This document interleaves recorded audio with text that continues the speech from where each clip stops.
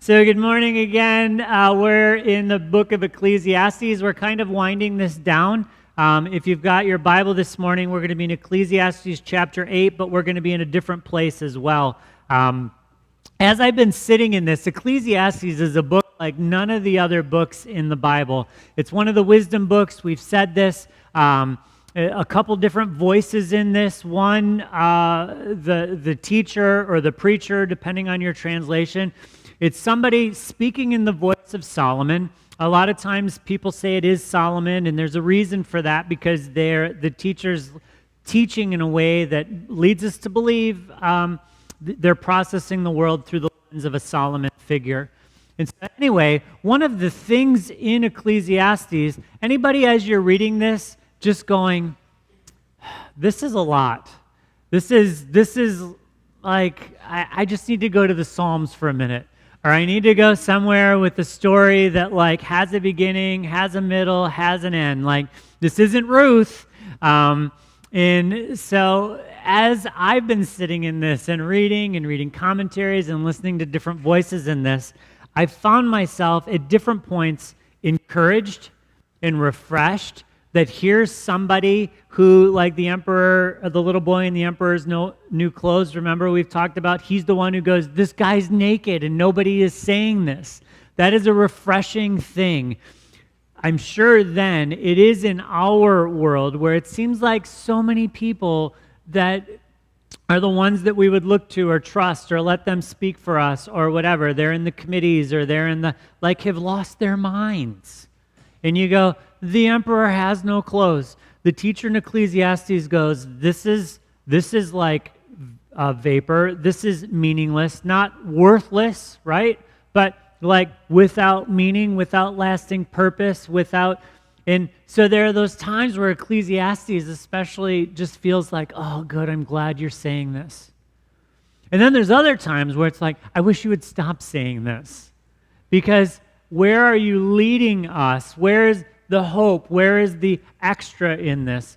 And so this morning, as we're winding down Ecclesiastes, I think there's still one more week in this. We'll see. But there is a bit of, we're going to sit in one of the messages of the teacher, Ecclesiastes chapter 8. Originally, I was thinking we would just walk through the whole chapter. It's a chapter of mixture and contradictions. If I ramble and you wanted to scan, the first part of this is the teacher speaking to his students, to us, saying, here's the best way to live when you live under a king. The king is sovereign. The king can do what the king wants. The king can do everybody. Just put your head down and do what the king says to do. Don't be quick to leave the king's presence. Don't draw attention to yourself. Just do what you need to do is essentially what the teacher says. That is the good way to get through life. And then after saying that for about 6 verses or so, then the teacher goes, but that doesn't work all the time. And it's really, life's pretty dangerous, and it's a mess, and it's meaningless. And you're like, okay, we're back here again. And so there is this side, and we're still going to be in Ecclesiastes 8, but I want to land in a little bit different of a place this morning. And so I'm going to start with a bit of a story. So if you've read Peace Child, it's by Canadian missionary Don Richardson, who Norm knows. And so if you're looking for a book, I recommend Peace Child all the time. It is an incredible snapshot of the way God lays the groundwork beforehand in cultures for the gospel to come in, where there are stories present. He calls them redemptive analogies. Stories present within a culture that aren't the fullness of the gospel, but they are close enough that then you go, and this is where Jesus lives. And so they're there in the far reaches of the world. They're there in our culture as well. So anyway, another book that he wrote specifically on this idea and kind of expanding it is called Eternity in Their Hearts. It's a really good book. It's chapter after chapter of stories that are this way. And in this book, he tells this story that has a link to Acts chapter 17. So we're in the 7th, maybe 6th century BC, and the people of, anyone know where this is? Where are we? We're in Athens. Yep, very good. You're, The Acropolis. Oh, Norm zoomed in further than you, Mr. I'm from Greece. Oh, okay. All right. You probably know the coordinates. We better stop. And I'm just going to say beforehand, I'm going to mispronounce a name in a minute here, so just smile and pretend I'm right. So, so 7th, 6th century BC, if we're in the Old Testament and we're talking biblical story, Isaiah-ish, exile just about going to happen.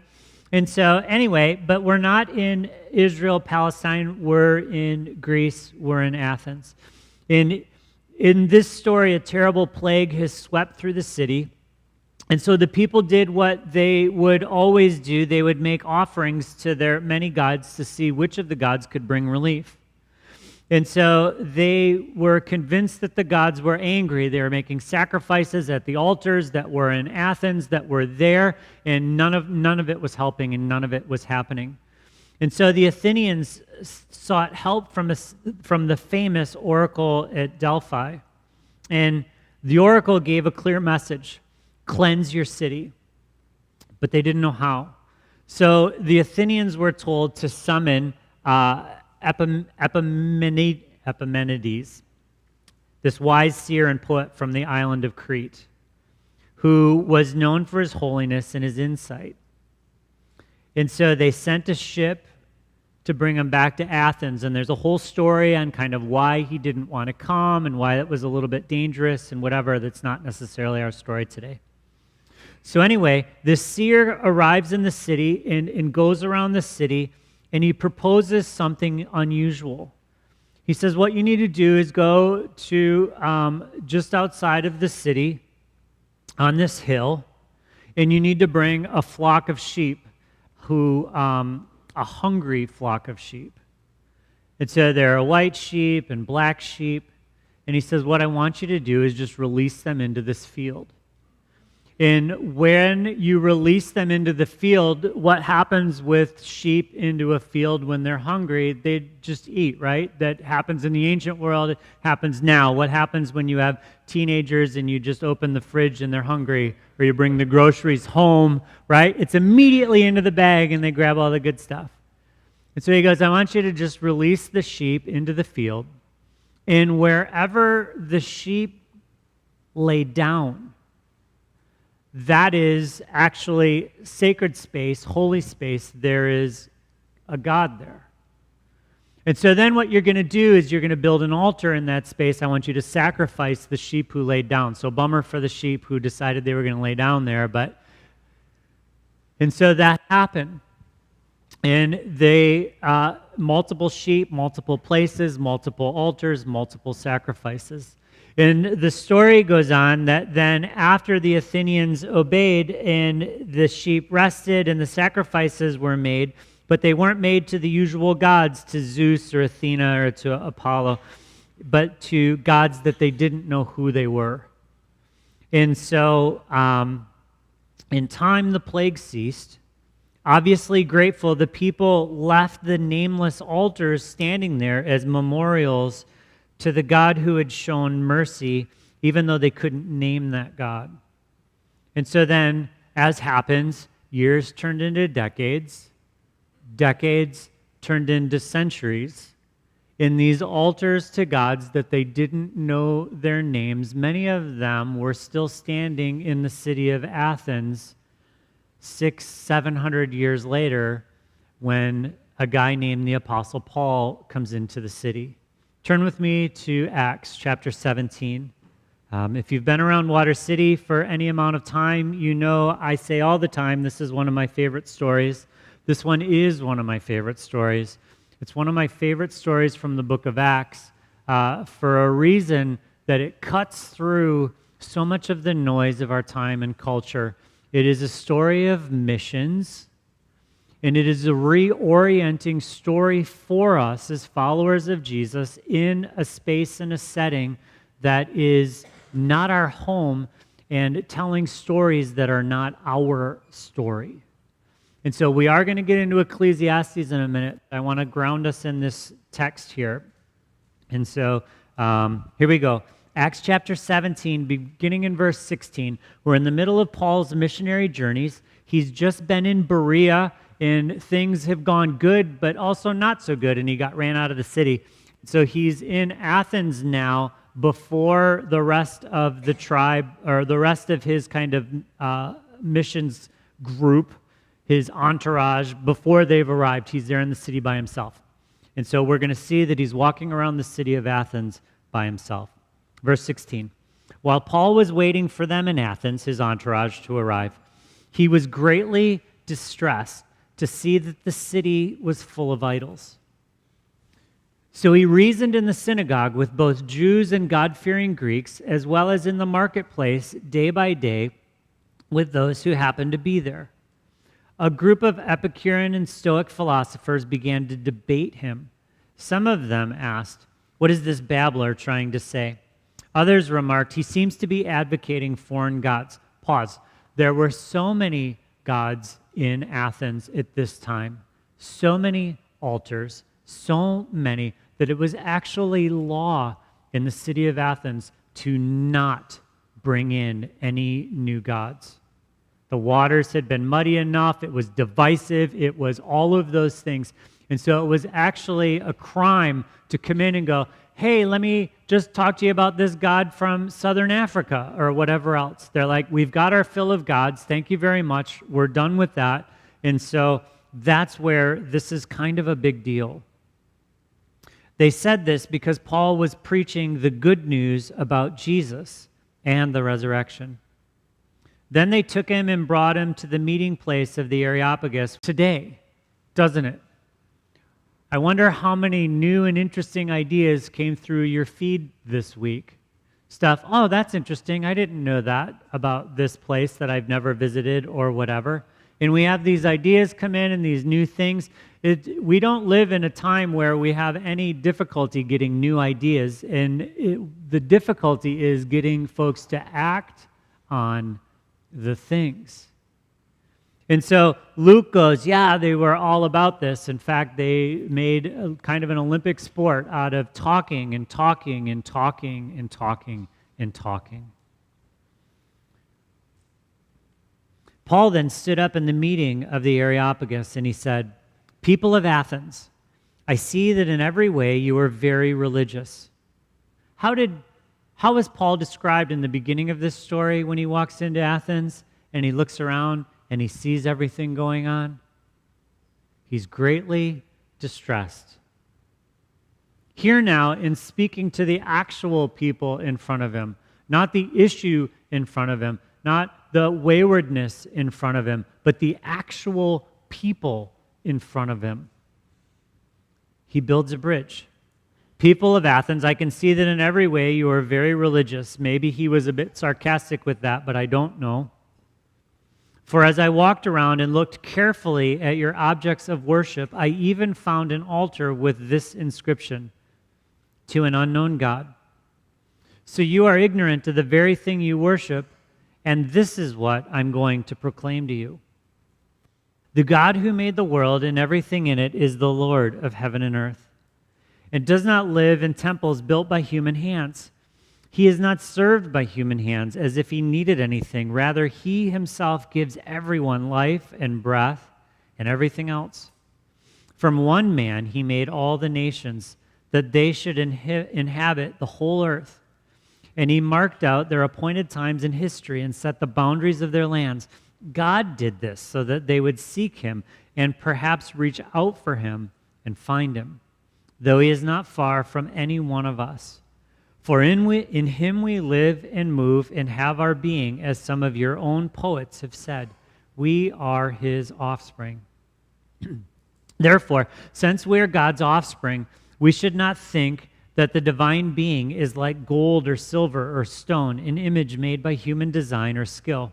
In the past, God overlooked such ignorance, but now he commands all people everywhere to repent. For he has set a day when he will judge the world with justice by the man he has appointed. He has given proof of this to everyone by raising him from the dead. And when they heard about the resurrection of the dead, some of them sneered, but others said, "We want to hear you again on this subject." At that, Paul left the council. Some of the people became followers of Paul and believed. Among them was Dionysius, a member of the Areopagus, and also a woman named Damaris, and a number of others.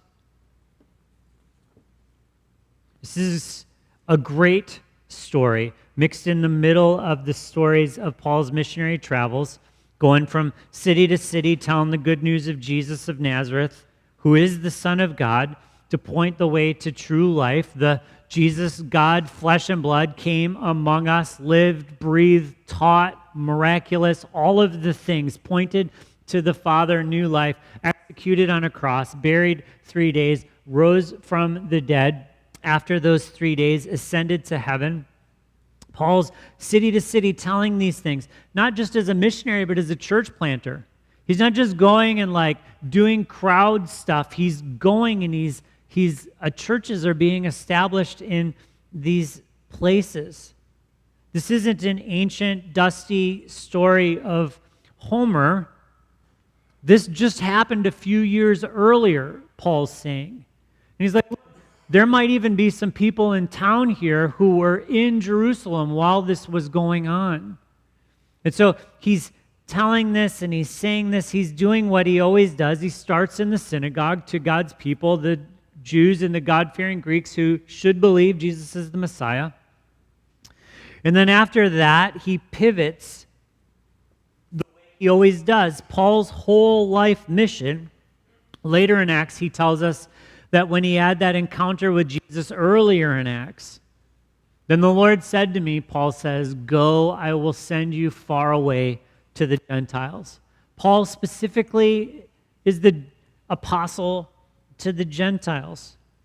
From the very beginning, Jesus changed his story and points him to a life that is actually pointed towards others that they might believe, the ones who had not yet heard the Jesus stories. So, Ecclesiastes, right? We're in Ecclesiastes, Jay. We could get through Ecclesiastes faster if you would actually just do Ecclesiastes instead of being in Acts or wherever else we're meandering to. But see, Ecclesiastes, as much as it is a refreshing or a challenging voice to us, isn't the only voice. And so we've said this, we'll say it again. The teacher, the observer, the preacher, Kohotlet is his name or title. He gives us truth, but not the whole truth. He's a photographer traveling the world, taking snapshots of events. But just because you take some snapshots of Mardi Gras doesn't mean you can tell the whole story of New Orleans, right? Or the same goes for Carnival in Brazil. You take snapshots of the parade, but that is just the smallest slice of a segment of Rio, not the whole of the story. Or you take an all-inclusive trip to somewhere and have an incredible experience on the water with the beach and all of the things and the umbrella and all of it. And 15 miles away, the world is completely different. And so the teacher's giving us what he sees as the truth, but it's not the whole of the story. And so one of the reasons I find myself in reading this, not just staying in this, but having this but we got to bounce somewhere else in this as well, is because this isn't the whole of the story. And yet in that, we do get some of the story. And so here we go, Ecclesiastes chapter 8, beginning in verse 11. And so if I meandered and you scanned it, you know this, but in chapter 8, it's in the wisdom section of it that reads a bit like the book of Proverbs. And so it's the teacher saying, so live this way, and this will happen, and this will be good. And then he goes, but it's kind of meaningless also. Verse 11, when the sentence for a crime is not quickly carried out, people's hearts are filled with schemes to do wrong. Although a wicked person who commits 100 crimes may live a long time, I know that it will go better for those who fear God, who are reverent before him. So, pause. That's the teacher. Remember our 3 levels or our 3 stories of the house, ground floor, it's all meaningless. Work, eat, do whatever, meaningless. It's a vapor, it's dust, it's grasping after smoke. And the teacher's again and again rejecting that as a source for life and purpose. But then that second story he bounces to occasionally is, but here's some good things. That's meaningless, but here's a good thing. And so he's oscillating back and forth between these. And the thing that's a little bit difficult or maybe refreshing, depending on the way your brain's wired, is that some of those things that he's oscillating between in one chapter or in one verse, he goes, this is without meaning. And then in the next, he goes, but it's good, so do it. And it's like, wait a minute, that tension, that mixture. So he goes, it's bad if sentences are held off because people think there's no ramifications for their crime. And he goes, those who are wicked could do 100 crimes and they may live a long time. It's like, remember, he says, I'm telling you things that I've observed. I'm telling you things that I've paid attention to. I'm telling you things that I've seen. And he goes, and that may be the case, but it's still better for those. He goes, I know that it will go better for those who fear God, who are reverent before him. So the wicked may do just a boatload of crime, and they may live a long time. But listen, student, it's going to go better for those who fear God and who are reverent for him. Like, oh, okay, that's great. Verse 13, yet because the wicked do not fear God, it will not go well for them, and their days will not lengthen like a shadow. Wait, hold up. I thought you just said they might live a whole long time. And this is one of those spaces where the teacher's going, here, this is the thing I've observed. And sometimes it's like this, and sometimes it's like this, but here's the best way. There's something else meaningless that occurs on earth. The righteous who get what the wicked deserve, and the wicked who get what the righteous deserve. This too, I say, is hevel, or is meaningless. So I commend the enjoyment of life, because there is nothing better for a person under the sun than to eat and to drink and to be glad. Then joy will accompany them in their toil all the days of the life that God has given them under the sun. The teacher told us at the beginning that he's writing from a place that he spent his whole life observing life. From the high to the low, the rich, the powerful, the whole gamut of it. He's been looking for a pattern, for purpose, for meaning. And again, he's like, so this I saw, but it seems like it's meaningless. And this I've seen people do, but it seems like it's worthless. It seems like it's not going to pay out. And again, his question is there a point to all of this? The teacher in Ecclesiastes seems to only bring us so far. He's great at asking the big questions. He's seen some things, he's done some things, and he sat and thought about a whole mess of things. But he just keeps coming back to, is this all there is? Is this all there is? Now, I know we've been in Ecclesiastes for a couple weeks.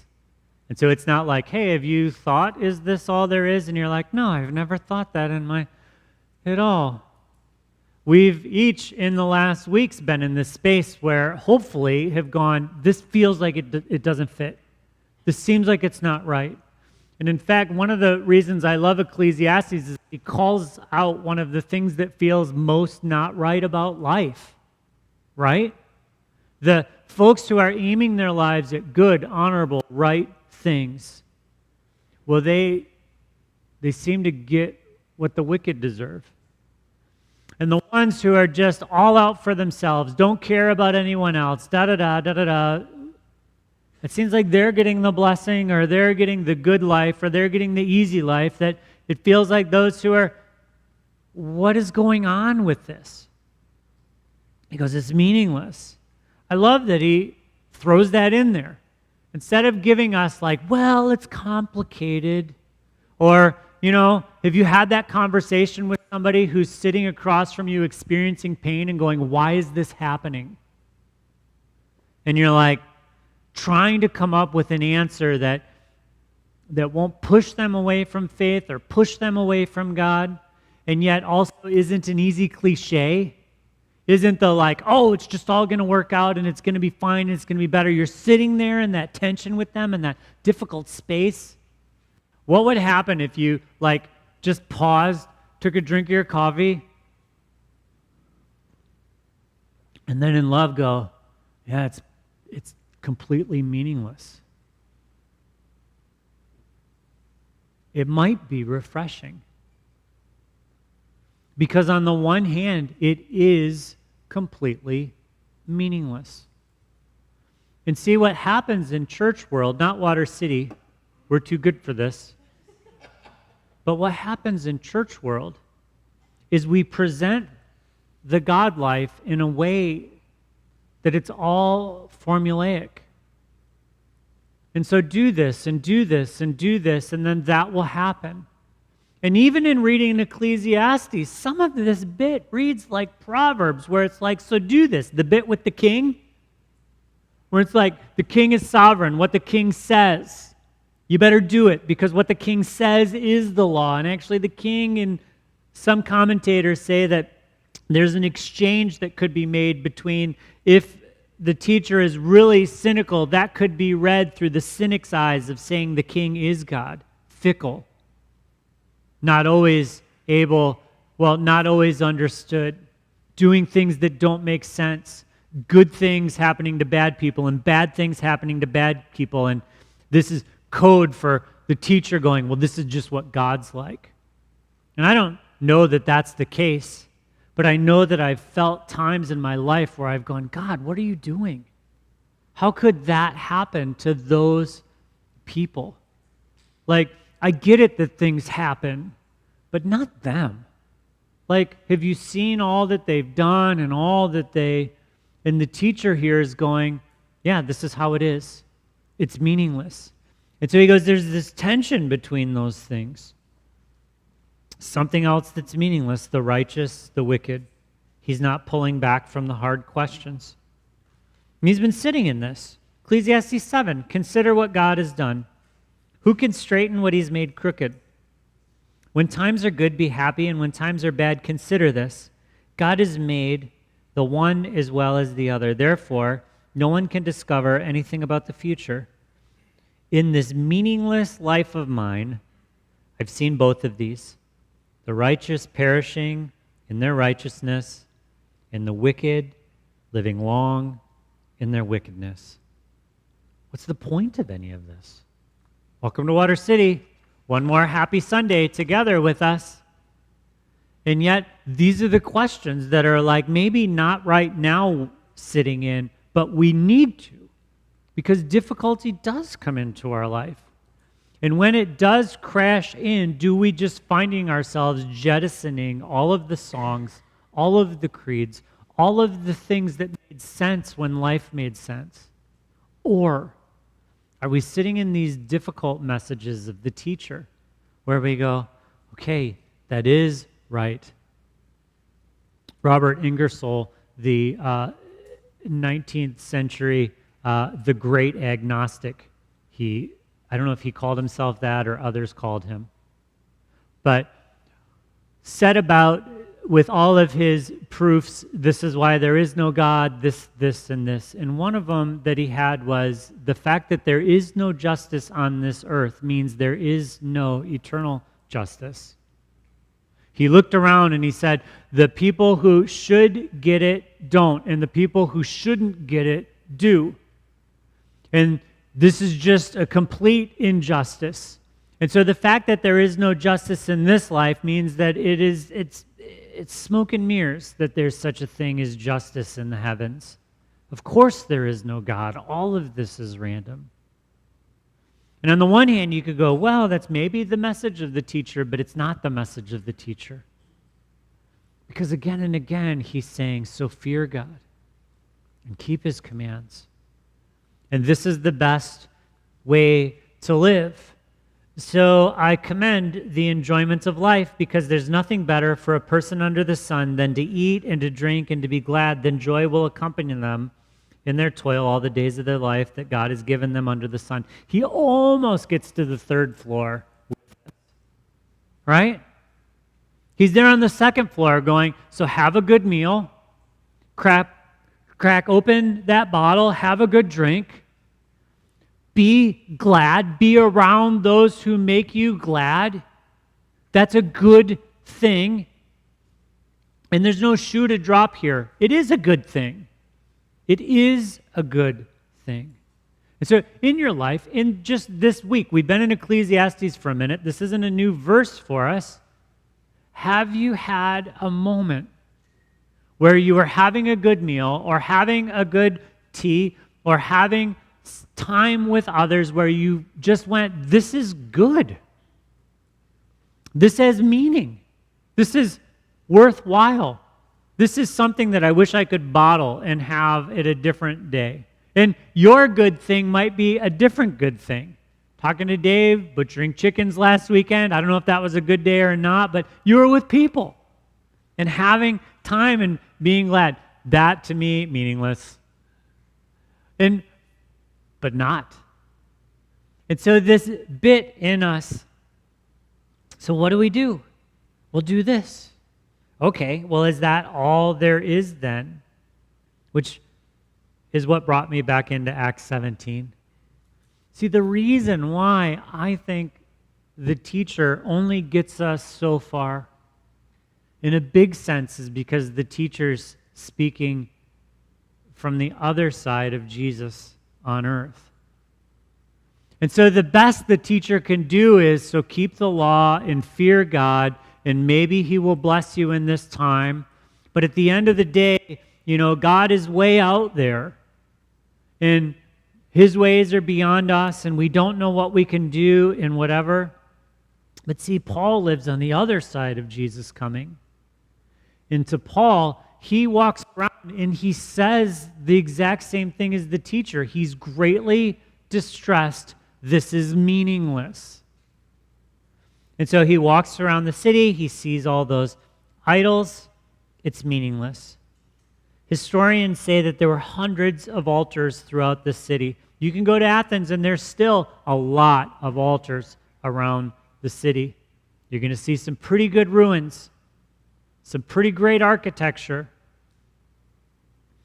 As a passionate believer of Jesus, Paul would have obviously gotten a bit worked up about all of those idols around. I'm sure he thought things like, how can these people really follow this stuff? Or do they really believe this? Is this really making a difference in anybody's life? To him, it would have all been offensive. Greatly distressed is a good descriptor of Paul's reaction to what he's seeing. Madeleine L'Engle, who wrote Wrinkle in Time, in the book Bright Evening Star, one of her memoirs, she writes this: God's work is done better if we leave all that we think we have to do and go off quietly to be with the Maker, so that we can be refilled with the energy needed for the work of love. One of my problems, she says, as I suspect it is for many others, is doing too much without giving myself enough time to be with God. Time to be with God is essential in order that our work may indeed be God's work, not ours.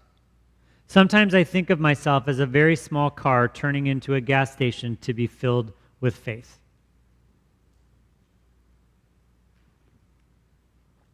As I think about you guys in the week, I'm not picturing you sitting on your hands.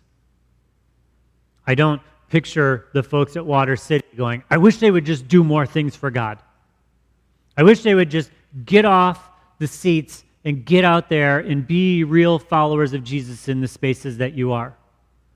One of the reasons that we are a simple church without a ton of activities, when most churches are moving towards food trucks and bounce houses and all kinds of face painting and all the activities, is I don't want us to be busy week after week here in the building. Although it makes for good activity and a lot of stuff to do, you have been sown like seed into the places that God is planting and wanting you to be fruitful. In your homes, in your jobs, coaching Little League, serving in the pantry, in all of the spaces. And so as I'm thinking about the church, it's never like, oh my word, I wish they would just do stuff. If anything, it's how do we celebrate, and how do I, without sounding like a broken record, remind you of the good things that you are doing. But see, this is where I think we can relate to Madeline, that she's saying, listen, it is easy to be about the work to the point and to the rhythm to where we feel just completely drained. And now this would be a lot smoother of a transition if we had one sentence in the story of Book of Acts where it was between Paul being greatly distressed and him talking to the people. All they needed to put in was one sentence that said, so he left the city and spent some time out on the hills thinking and praying. It's not in the text, but I think he did it. If not here, specifically in this setting, he talks about in others where the Lord has spoken to him and where he's been refreshed with God, and he talks about his time of prayer and the other things.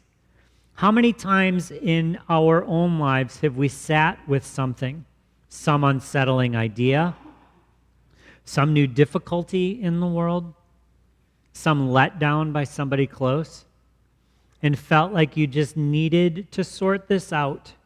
I have to get my head around this, is the language I use. But also, you can't do it in that moment. So this thing is unsettling and it's not going away. And so you need to do something with it. Madeline Langle says that doing something with it may very well be getting alone with God and spending just time with him. If anyone had a reason to be livid walking around Athens, it was Paul. He knew how empty each one of those idols were, how easily controlled the people were by the fear of whether or not they were doing the right thing, making the right sacrifices, giving to the right people.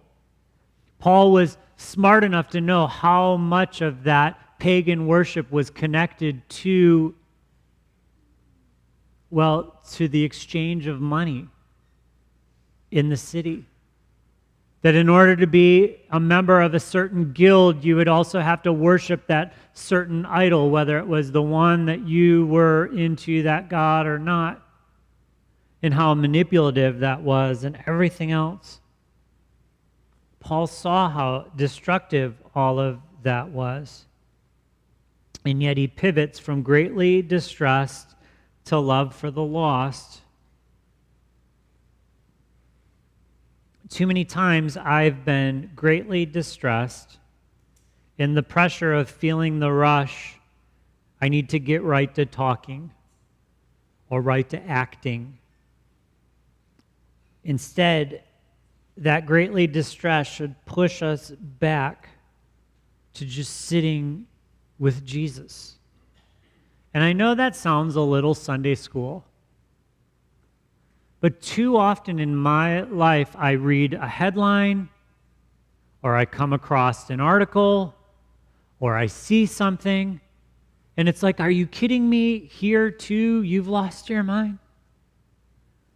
And I got to do something, and I got to say something, and I'm going to call my and it's like, no, Jay, just stop. And why don't you go for a drive and spend some time with Jesus? Or why don't you take a walk? Or why don't you turn off that stupid little phone and put it away for the rest of the night? And maybe crack your Bible away from office hours. and see what God has to say to you in that space. Instead of just looking for what you need to say for the sermon this coming Sunday, crack it and go, God, what do you really have to say to me as I am greatly distressed? Listen, I'm not any different than any of you. I'm the same. I get greatly distressed, and then I scroll down to the comments, looking for somebody to have a little bit of sanity, or a little bit of wisdom, or a little bit of something. This isn't to beat us up. It's a reminder, though, that what we are doing isn't the whole of who we are. And at the end of the day, what we are doing can only take us so far, especially if we are not pulling away and just spending time with God. Now, this isn't about guilting you into spending more time with God, because unless you are a quality time person, you know, the 5 love languages, those of you who are wired, you get your basket filled through spending quality times with others. By default, your wiring, you more easily spend time with God. Quality time with God recharges you in a way different than somebody who is in acts of service. But what Madeline Langle's reminding us is that just because you give and receive love through acts of service, or give and receive love through praise, or for physical touch, or the other one, gifts. That's actually one of mine. It's not about you, Jay. That whether it's easy or not, the check engine light in our lives, how much are we pulling back? Now listen, some people pull back and then never re-engage. And that's a whole other layer of unhealthy. It's just about me and Jesus. Well, Jesus wasn't just about him and Jesus. Like, it was pointed towards others. But in a world that wants to know your opinion, know your take, have your thing, what would happen if our default was, well, slow to speak? Because, well, God, I just need to sit with you for a minute with this. Which isn't to say that it's not engaged, because to me, that's the beauty in this. It's verse 22 on. Then Paul is in this meeting with the Areopagus in this marketplace of ideas. People of Athens, I see that in every way you're very religious, as I walked around and looked carefully at your objects of worship. Notice what he doesn't do. Hey, people of Athens, you're all morons, and you're all throwing your lives into lies. Hey, people of Athens, this thing that you think is worthwhile to you is a complete sham. No, what he does is go, hey, people of Athens, he meets them at a place of soul hunger that they have. I can see that in every way you're very religious.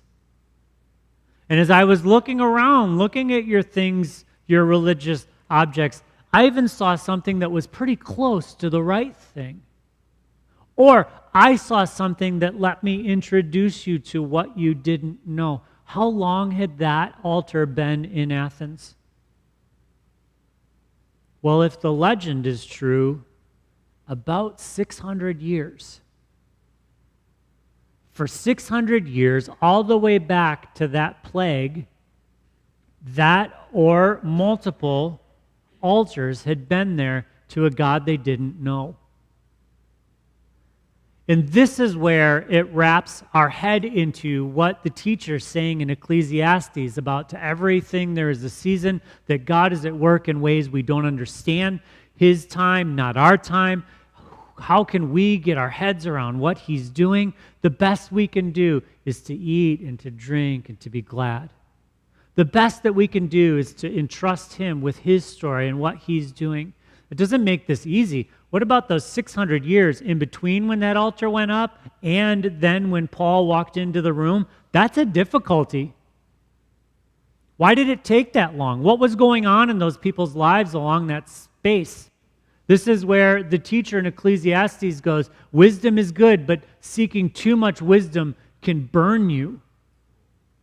And sometimes we ask those questions that there are no answer to, and we get stuck because there are no answers to them. And then rather than going, but God, I entrust that to you. And as much as I know or can be known, I am responsible for, but that I can't and I don't, and so I'm going to leave it in your hands. We go, no, I got to know. It's like, actually, we can never know.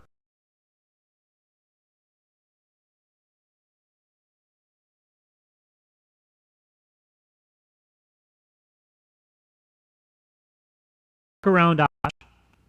If Paul were to walk into Oshkosh University, different things, he comes on a farmer's market day, things are happening.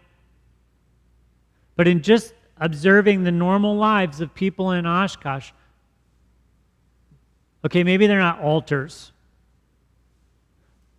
but what things do others and sometimes us,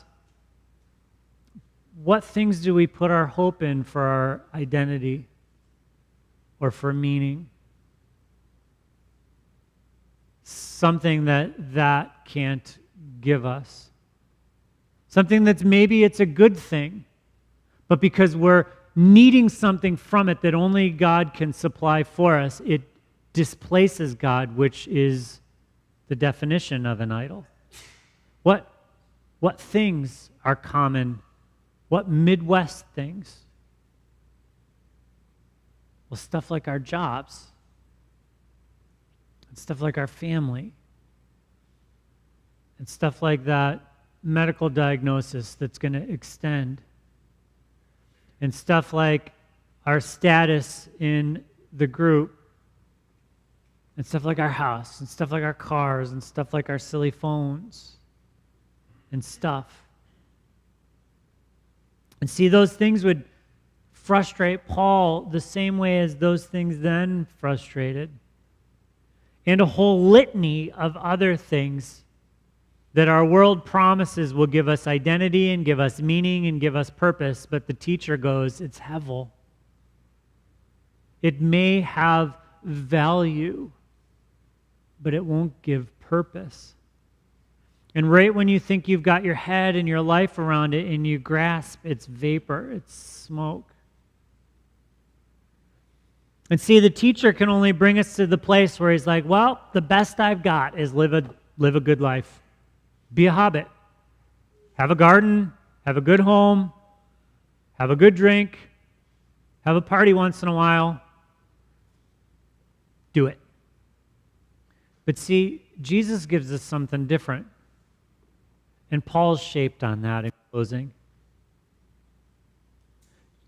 Sometimes Jesus echoes the words of the teacher, or he asks questions in ways that are similar to the teacher.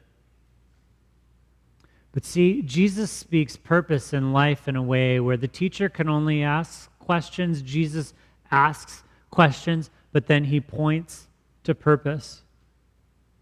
One of the reasons Paul could pivot from being greatly distressed to something more, actually loving his neighbor, was because he had encountered Jesus, who said to him, your life has meaning and purpose. And some of that we catch here in the Sermon on the Mount. But you are the salt of the earth, Jesus says. But if the salt loses its saltiness, how can it be made salty again? I'm not super good at chemistry, but I don't think salt loses saltiness very easily.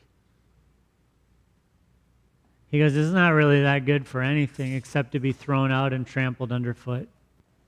You were made for something. But if you lose that thing you were made for because you're greatly distressed by the world around you and you just stay in an angry place or in a hurt place or in a victimized place or in a whatever place, you were made for more. You follower of Christ, in your little maroon seat, you are salt.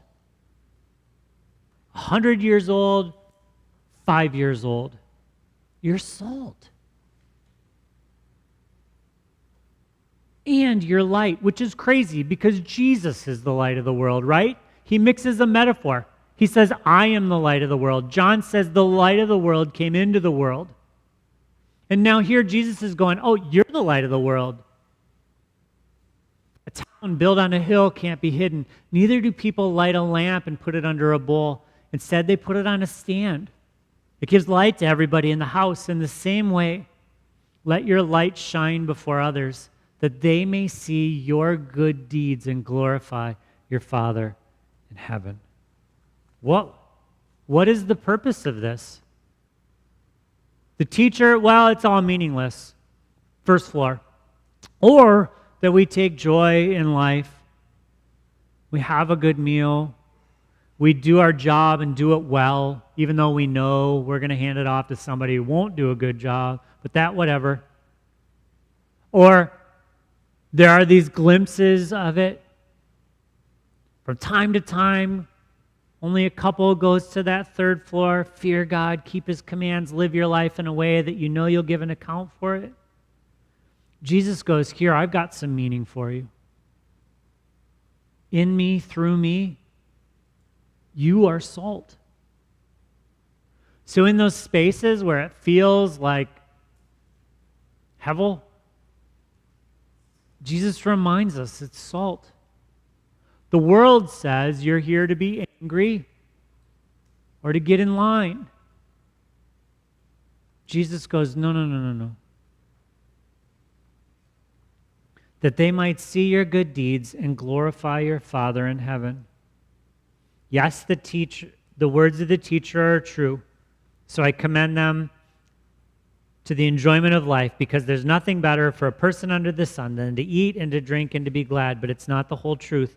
In the same way, let your light shine before others, that they may see your good deeds and glorify your Father in heaven. What are your good deeds? Well, I don't know, Pastor. Tell me. What are your good deeds? What are those things that He has called you to, that you are uniquely placed in that setting, that it would be weird if I walked into that room and went, I have some good deeds to do in here. You'd be like, what are you doing in my house? But you are there on that team, in that house, in that classroom, at that job. Salt, light. Heavenly Father, thank you for this morning, this space. God, I pray in a very real way, as we just pause here a second before going into communion, that you would remind us of the living idea of the good deeds that you have given for us to do. Your word says you've prepared in advance that we might do. And God, yes, it's this tension between doing good, but also just pausing and we use the word press in with you. It's such church language, but we know what it means to pause, to intentionally be in space with you. God, I pray that we would move with a rhythm between those, the doing for you and the being with you. God, for the ones maybe here this morning that are just like, we have been talking about this for so long. Let's move along. And yet, under the surface, it's a little uncomfortable because it's like, I just don't, if you pressed me, know what my purpose is. God, I pray that you would light up imagination right now to show it. And God, you know our brains and how we think and work, and we always think of the biggest out there things, the mission trips. God, no, those good deeds of that cup of coffee with that person, that lingering in the hallway to give time to someone else.